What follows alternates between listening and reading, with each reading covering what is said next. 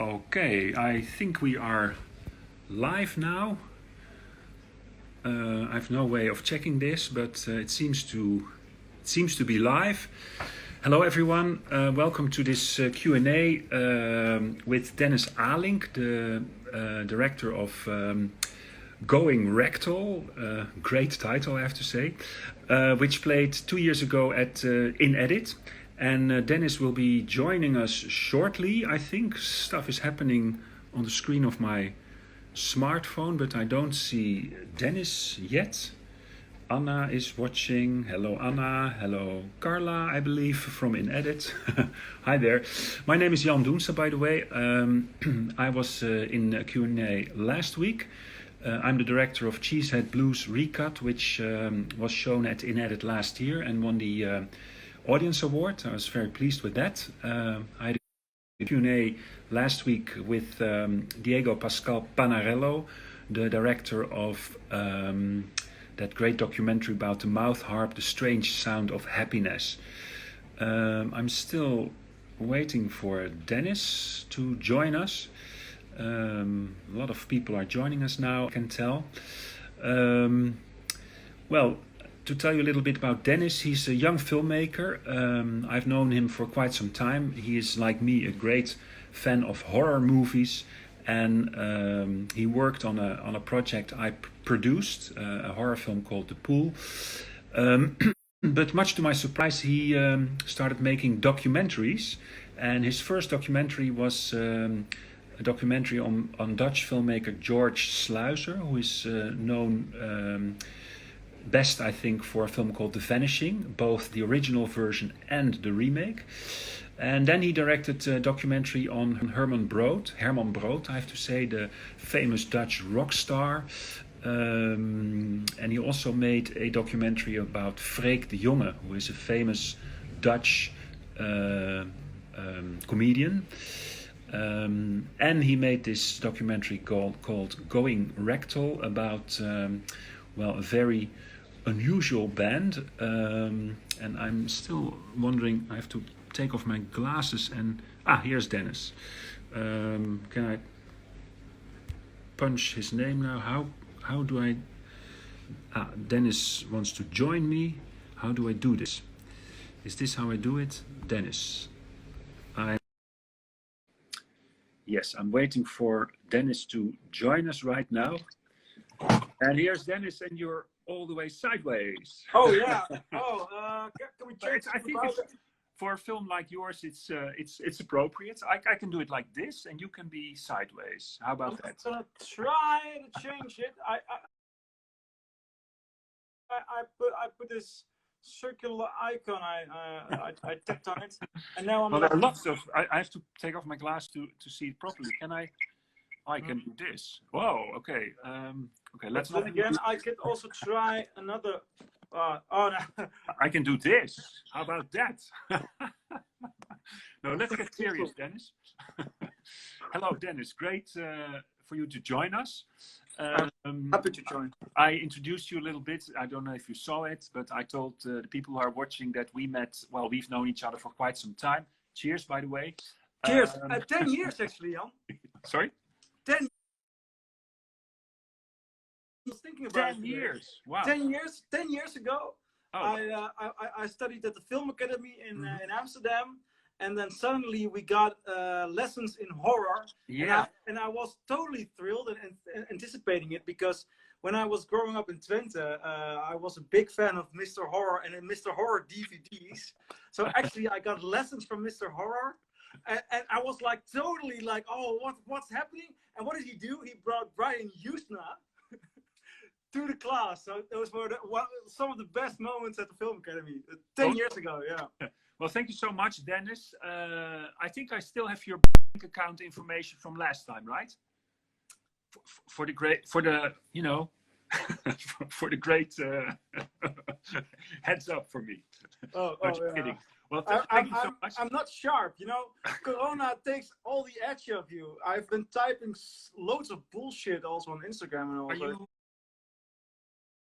that. Are you ill or healthy? I'm healthy. Okay, great. It's just the lockdown. Lockdown. Lockdown takes all the edges making off. you think funny. Yeah. Yeah. Hey Dennis, I told people that I met you as a horror fan. Then you joined us on the crew of The Pool in 2014, I believe it was. You were a sound assistant then. And then, much to my surprise, you became a documentary filmmaker. Was that actually what you studied for at Film Academy? Because I believe you were supposed to be a sound engineer, right? Yeah, I studied sound design. Mhm. But before I started to study, I already before I did sound, I also did some directing of short films and all. And actually, while I was studying, I was also constantly directing. So on the set of The Pool, I was already working on, for example, the documentary Sluizer Speaks. Mm-hmm. And I believe we also started filming George Sluizer Speaks. That's the title of the film. Yeah. The film is called Sluizer Speaks. It's about the life of George Sluizer. Yeah, I told people just now. And we were actually also, we just started with Unknown Brood and the sound. Herman Brood. That is. Yeah, Herman Brood. Sound recorders. Marcel actually started to join us on that production, so that was fun. But you didn't have any formal education to become a documentary director, is that right? No, no. I just started directing, and the first year of the Film Academy is very broad, so everybody's together. So I learned some things from that, and I also learned a lot watching like films, a couple of 1,000 films and all, and there are loads of, and every year since I was 17, I did an internship on sets, so I was constantly observing. I was constantly observing directors. So while I was in my third year at the Film Academy, I did an internship at the film Borgman, and the sound recordist was totally annoyed with me because I was only focused.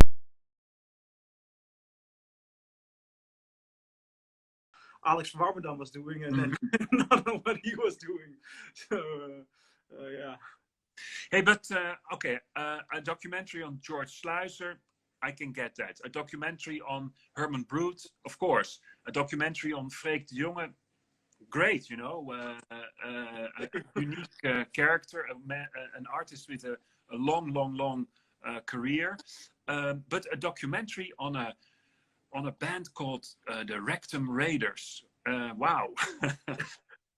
You did not expect that. No, I didn't expect that, and I, of course, I watched the film, and I actually had never heard of that band. I thought for a minute, is this for real? Are these guys for real?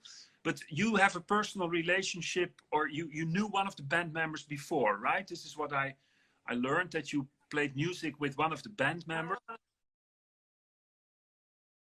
Yeah, well, I actually knew the band before that.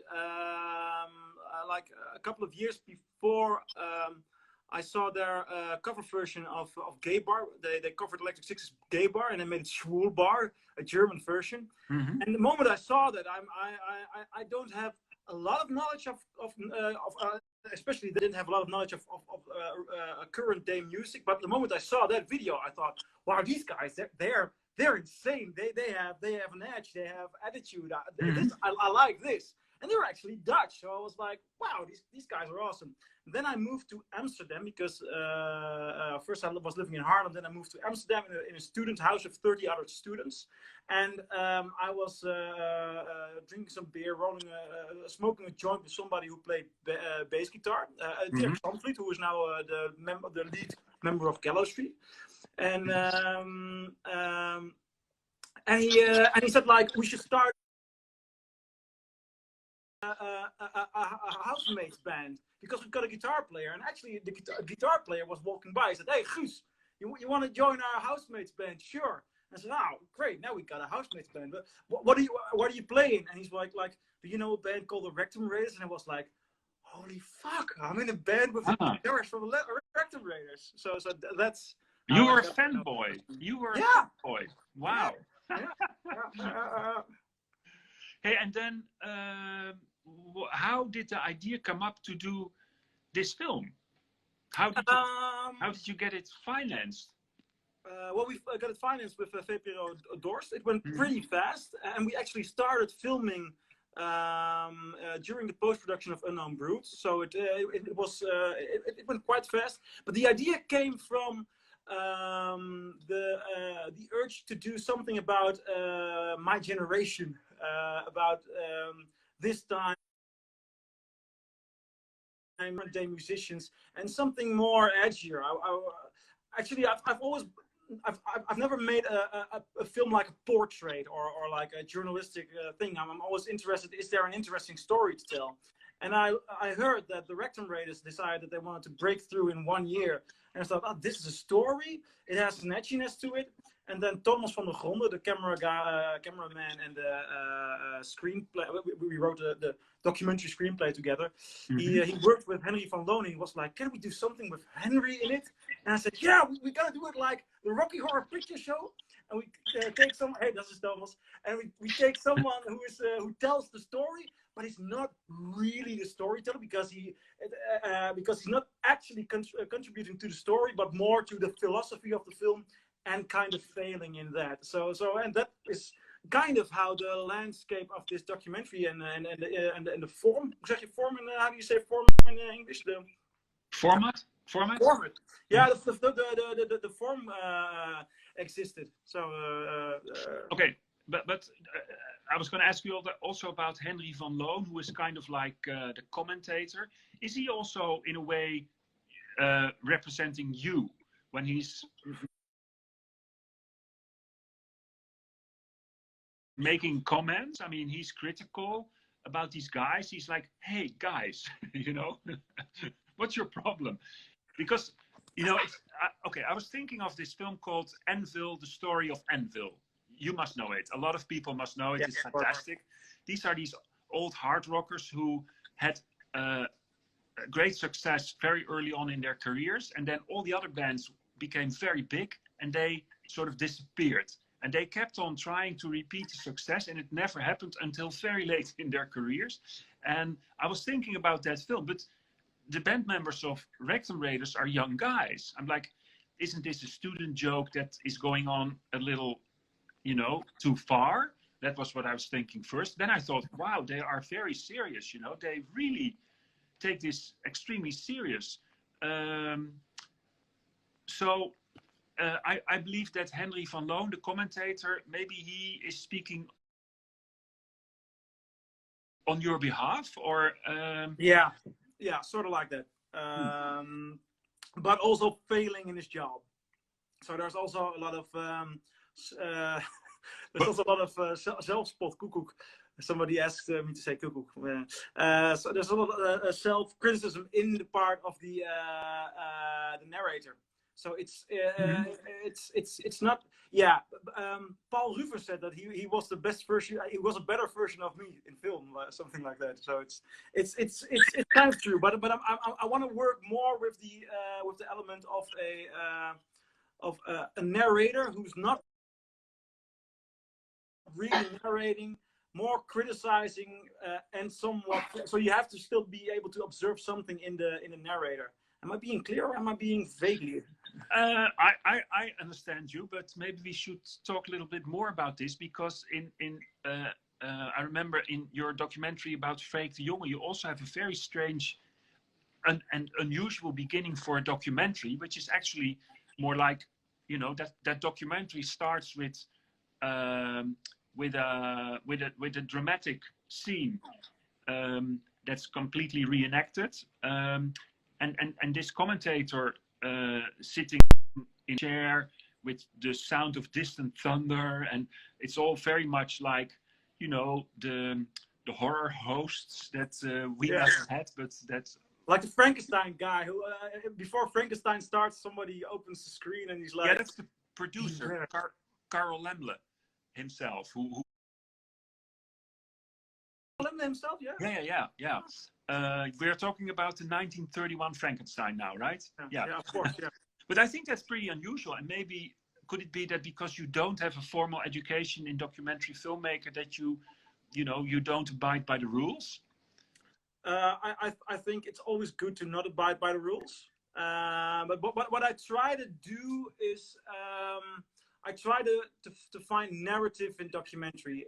And I try to make documentaries which somewhat feel like a fiction film, like go to the cinemas. Mm-hmm. And I try to find the actual collaboration between fiction and non-fiction, because in the case of Freek de Jonge, in Freek, the black and white part is the theater world. It's the world in which Freek's rhetorics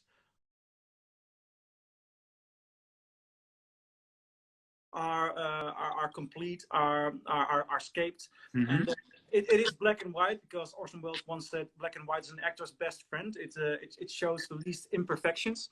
Mm-hmm. So it has a world of Freek's rhetorics, but most of that world is written by Freek and it is performed by Freek, because Freek is a performer. So it is allowed within the rules of documentary, because we do observe somebody doing what they usually do. Mm-hmm. But the black and white is also to make clear this is the world of Freek, this is inside his head, and to make the two worlds, the direct documentary world and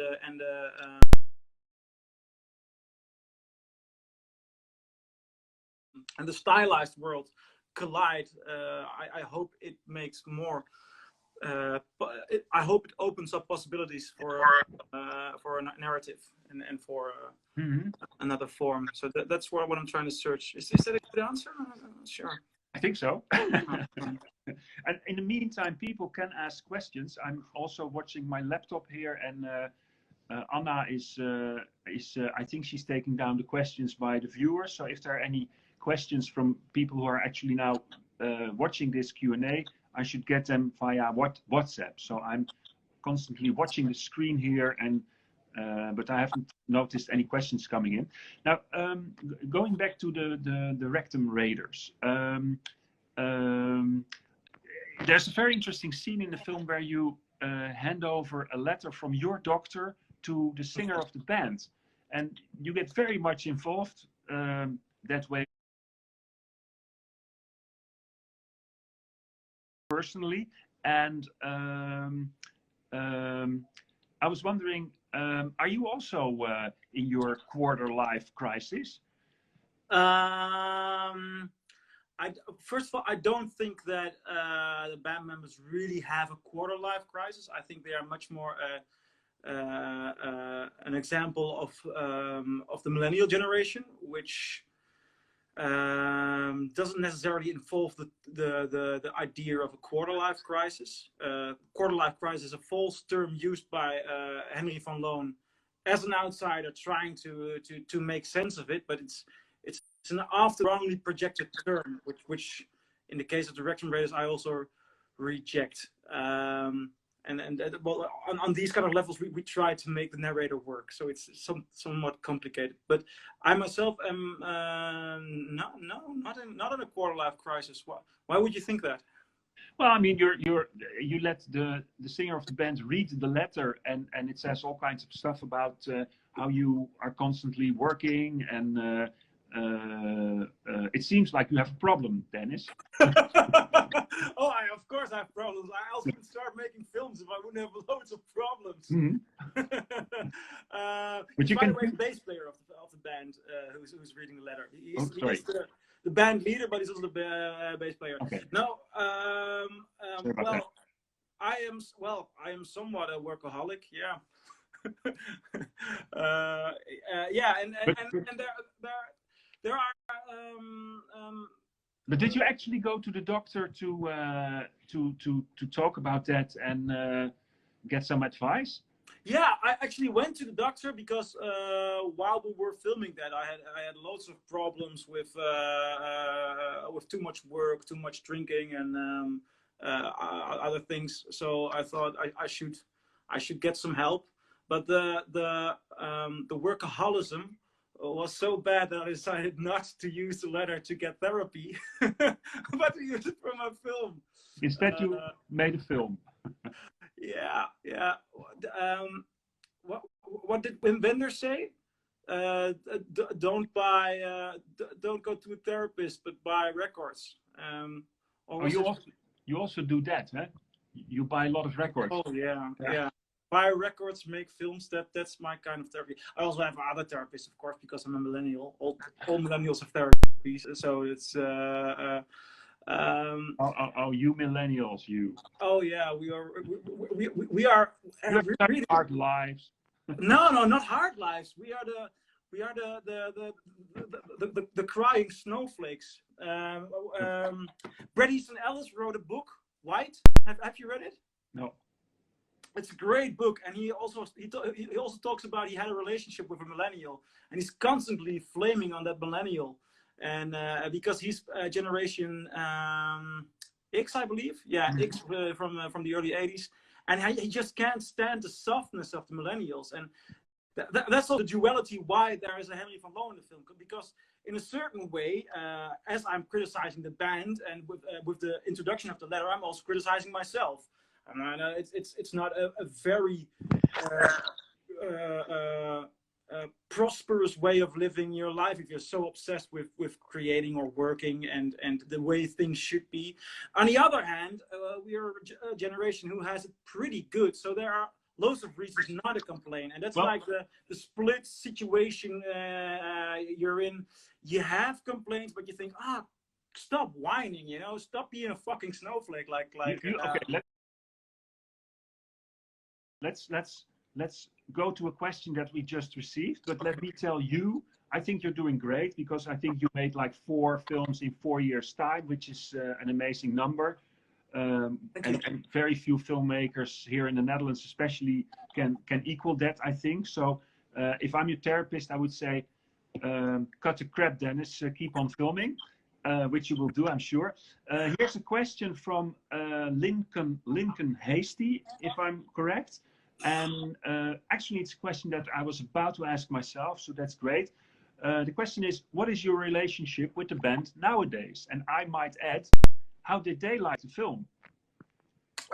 They definitely preferred the longer version above the shorter version, the television version, which I also agree. The contact is good. We are friendly. We do not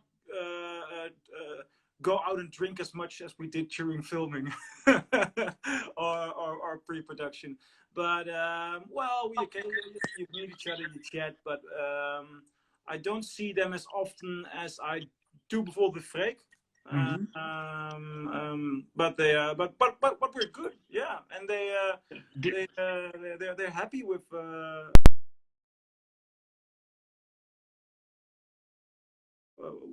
I believe. I see a question here. Why did you make 2 versions? Because the television station demanded it. I always prefer to make long films. So your preferred version is how long exactly? 70 minutes. 70. Oh, that's the one I saw, but I believe that was the television version. The television version is 50 minutes. Oh, okay. In the Netherlands, it is somewhat custom to make documentaries for TV like 50 minutes. Okay. Yeah. And so most of the time, Dutch filmmakers have to make a cut down if they have a film which they thought of as a theatrical release or a festival release, because the longer version is the one that went to the festivals, and then you have to make a film for television.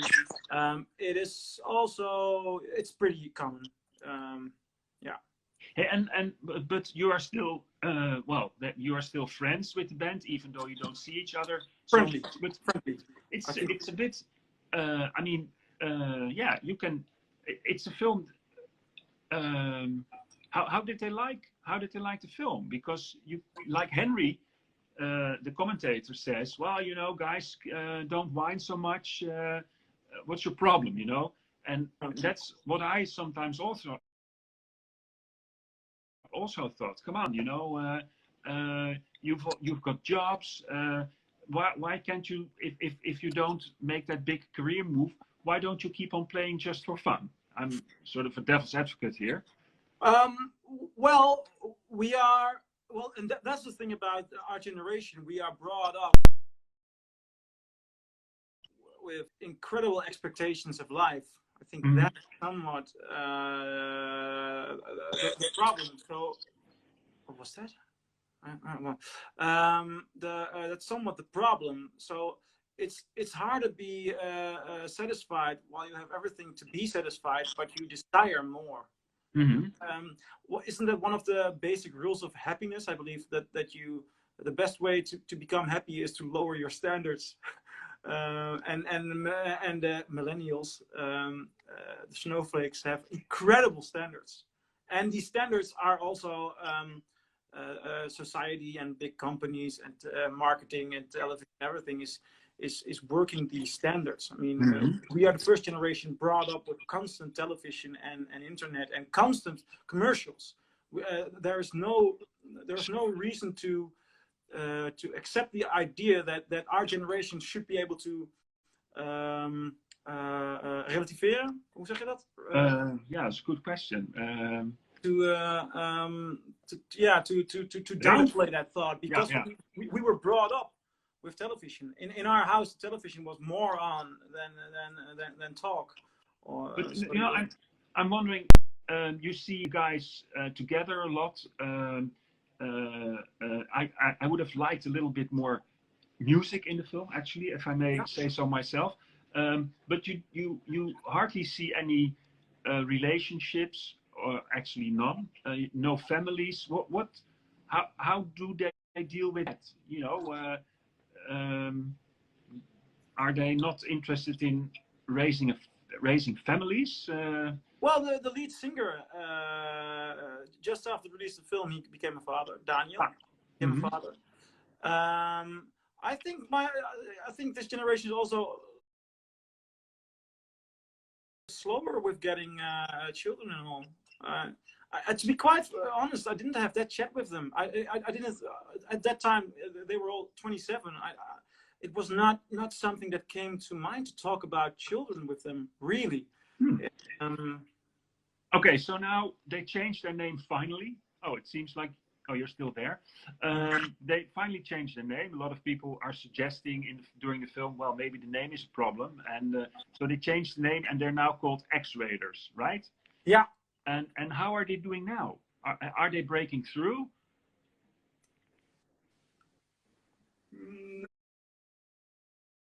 Not really. Okay. But perhaps I'm not. No, they just released a second album. I should still listen to the second album. I'm going to order it on vinyl, because I hate Spotify. I just can't enjoy anything digitally.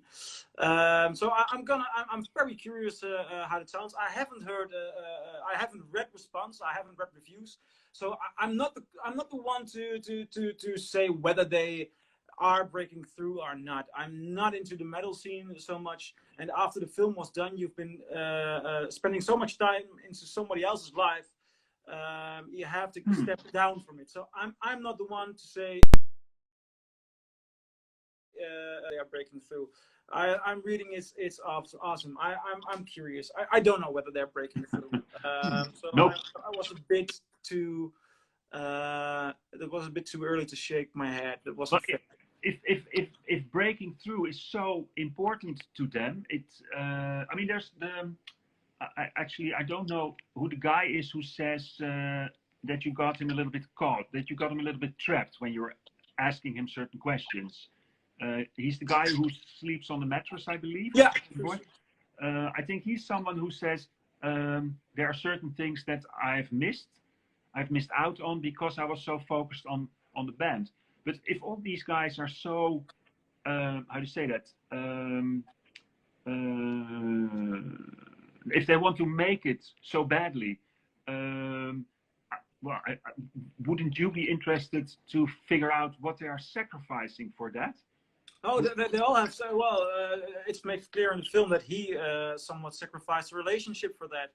Jaco also sacrificed a relationship. He made some choices regarding his PhD and was it a Harvard study which he passed on to? Those are sacrifices. But isn't it usual to make sacrifices? I mean, haven't you sacrificed things in your life to become, film producer, film director, the biggest film festival programmers? Oh man, well we can talk about this for hours. I mean, I'm perfectly happy with where I am right now, but I definitely made choices that I wouldn't make if I could do it again. On the other hand, yeah, it's a complicated thing. I mean, it life just happens, you know, in a way, and it's not that I was ever so focused on doing something, and I was sacrificing things at the same time, you know. There was always like, okay, let me put it this way. I'm starting to ramble a little bit. No, no. I have some very old friends from the related to film. I was like 13 years old when I got really involved in the film business. And one of my friends, who's still a great friend of mine, he's a little bit older than I am. He said, films are great, film festivals are great, but real life is always much more interesting. And it sounds so simple, but maybe you can relate to that, being also super. Connection. Oh, yeah, you're back. Hello, hello. Do you hear me, Dennis? Yeah. I didn't. I heard it. Yeah, I heard it until the part where you said real life is always more interesting than film. Yeah. Or maybe you could replace film with hard rock music or heavy metal music. I don't know. Real life is more interesting than film. I think that's hard to say. I think if I speak for myself, when you're growing up with images, more images, more films, and more images and more television, it's hard to get a clear view of what life actually is. So I think I know more about films than I know about life.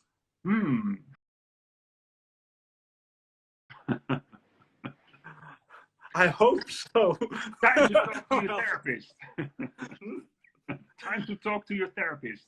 No, but nevertheless, I'm enjoying life, though. It's not.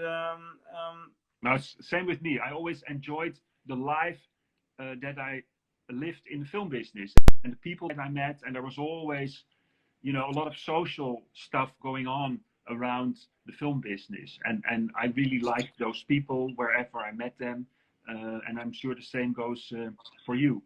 Yeah. I don't know how long we can keep it's on life talking. In film business.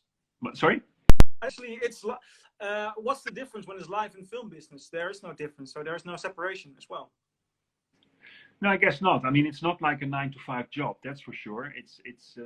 I mean, you have to be crazy about it to do it, because otherwise it would be much easier to do a 9-to-5 job. You know.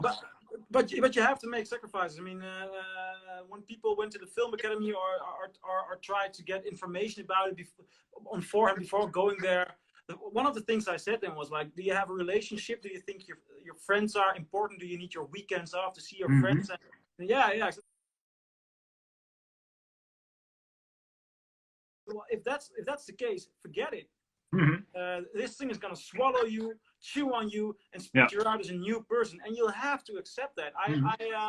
When I was 17, I got the chance to interview Laurent Cantet, the director of Entre la Mur. He won the Golden Palm in 2007, and I went to Brussels, and he said, and I asked him, is it possible to become a filmmaker? Because in those days, I thought like it's a long leap. It's one hell of a shot. I don't know whether it's going to be possible, you know. And he said like, it is possible, but you're gonna have to make sacrifices. It's as clear as that. You're not gonna live a normal life, and that goes beyond the idea of a 9-to-5 job. And that counts the same for the rectum raiders. I mean, if you've got these ambitions, it's a tough life. And I guess the music business is even tougher, because I think that if the rectum raiders would have lived like in the end of the 70s, they would have they could have lived from what they were doing. I mean, the current music business is much than the film business, because there is no money being made. Stages don't have a single dime to give, and records don't sell at all, unless you made Abbey Road 50 years ago. A band like Twisted Sister, who in the 70s had no no hits whatsoever. They were top of the notch in New York by giving live performances, and people went to their live shows, and they got paid and lived on that. Same counts for the Stooges. I mean, who has an original Stooges record? Nobody. They lived on live shows and getting money from live shows. And those were even the bands who did not sell their studio material. They could live. Getting a hit record now is harder, and earning money with making music, it's almost impossible. And that's a big shift, which makes it much rougher. We have this idyllic of the rock and roll industry. Like also people who were talking about after seeing the documentary, they are so focused on their image and on their Instagram, but you have to be your own promoter right now. There was this documentary about the band from Herman Group, which I did not make, buying the band, and there were people criticizing the drummer Jan Doense, while he was a straight drummer who organized the entire show. This man was a realist who made things happen, who made things possible. It did not look rock and roll like Herman Brood, but we're 30 years after that. It's hard work. You can't drink and use drugs and play a little gig. It's not the way rock and roll works. As a matter of fact, the rock and roll industry is dead. Rock and roll as an industry, as a way of life, it's dead. This is a lot of promotion and marketing. If you're talking about rock and roll as an industry, that means it's dead. You know, that's not real rock and roll anymore. If it's an industry, so I think we now have a rock and roll industry, whereas we used to have just rock and roll. You know, in the good old days of Herman Brood. Interesting thing is that when it wasn't an industry, but a Western, a cowboy world, there was more money, and while it's an industry, there was less money. Yeah. One thing that really puzzled me was not knowing the Rectum Raiders before I saw your movie. I thought, oh, it's a gay band, but it's not, or it's partially, or do they? Why? You know? Can you tell us a little bit more about that? The image. Well, I could say some of the band members are sexual ambiguous. Okay, that's what I figured at a certain point. Yeah. And I think that I did not want to explain any of it, because I think that the next step in the evolution in rights and how we think about sexuality is not having to be able to label yourself, not having to be pushed into a corner or to identify in a certain way. I don't believe they really identify in a certain way. And I think I truly embrace that idea. Very good. Yeah. I don't know if there are any more questions here, because we are now 36 minutes and counting. This Q&A was supposed to last for about half an hour. Oh, I see something here from Carla. Oh, it's just hyper-masculinity in rock and roll. Yeah. She calls it hyper-masculinity. That's right. That's interesting. Yeah. Well, I would not know how to define hyper-masculinity, though. Not hyper-masculine, that is. Yeah. Hyper-masculine, yeah. Hey, I received a message from Anna from the In Edit Festival. She says there are no more questions. I would love to talk to you some more, but we agreed that we would. I would call you tomorrow, and we'll talk some more. But for now, Dennis, thank you so much for joining us. I hope I enjoyed it very much. I enjoyed watching your film. I enjoyed this Q&A very much. Thanks. So did I. Thank you. Yeah, you're welcome. Thanks everyone for watching, and I think next week there's probably another Q&A to be seen here at In Edit. So take care. Stay safe. Bye. Okay. Thank you. Bye-bye.